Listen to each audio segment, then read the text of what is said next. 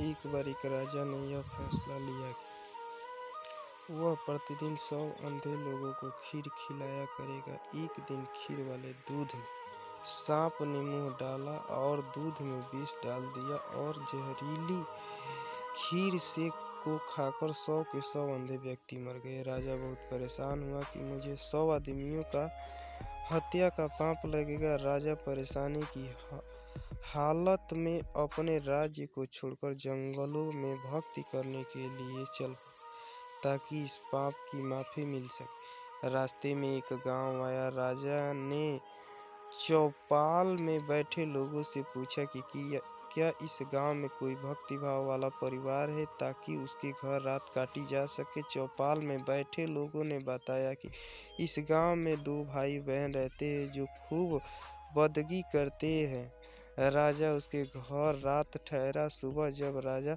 उठा तो लड़की ध्यान पर बैठी हुई थी। उससे पहले लड़की का रूटीन था कि वह दिन निकलने से पहले ही ध्यान से उठ जाती और नाश्ता तैयार करती थी, लेकिन उस दिन वह लड़की बहुत देर तक ध्यान पर बैठी रही। जब लड़की ध्यान से उठी तो उसके भाई ने कहा कि बहन, तू इतना लेट क्यों उठी हो? घर मुसाफिर आया हुआ, इसने नाश्ता करके दूसरे जगह जाना है, मुझे ध्यान से जल्दी उठना चाहिए था।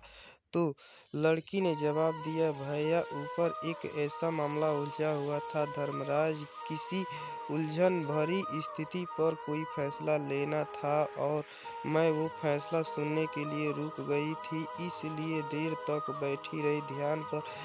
तो इसने भाई ने पूछा, ऐसी क्या बात थी? तो लड़की ने बताया कि फला राज्य का राजा अंधे व्यक्तियों को खीर खिलाया करता था, लेकिन सांप के दूध में विष डालने से 100 अंधे व्यक्ति मर गए। अब धर्मराज को उलझ नहीं आ रही है कि अंधे व्यक्ति की मौत का पाप राजा को लगे, सांप को लगे या दूध नांगा छोड़ने वाले रसोई को लगे। राजा भी सुन रहा था। राजा को अपने से संबंधित बात सुनकर दिलचस्पी हो गई और उसने लड़की से पूछा कि फिर क्या फैसला हुआ। लड़की ने बताया कि अभी तक कोई फैसला नहीं हो पाया।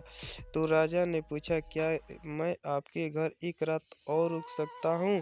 दोनों भाई बहनों ने उसे हाँ कह दी। राजा अगले दिन के लिए रुक गया, लेकिन चौपाल में बैठे लोग दिन भर यही चर्चा करते रहे कि कल जो व्यक्ति हमारे गांव में एक रात आया था और कोई भक्ति भाव वाला घर पूछ रहा था, उसकी भक्ति का नाटक तो सामने आ गया। रात काटने के बाद तो इसलिए नहीं गया क्योंकि जवान लड़की को देखकर उस व्यक्ति की नीयत। तो लड़की ने बताया, वह पाप तो हमारे गांव के चौपाल में बैठने वाले लोग बांट के ले गए।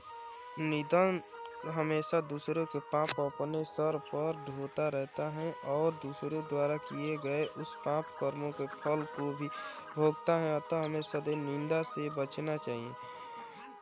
खोटी हो गई, इसलिए वह उस सुंदर और जवान लड़की के घर पक्के और तौर पर ठहरेगा या फिर लड़की को लेकर भागेगा। दिन भर चौपाल में उस राजा की निंदा होती रही। अगला सुबह लड़की फिर ध्यान में बैठ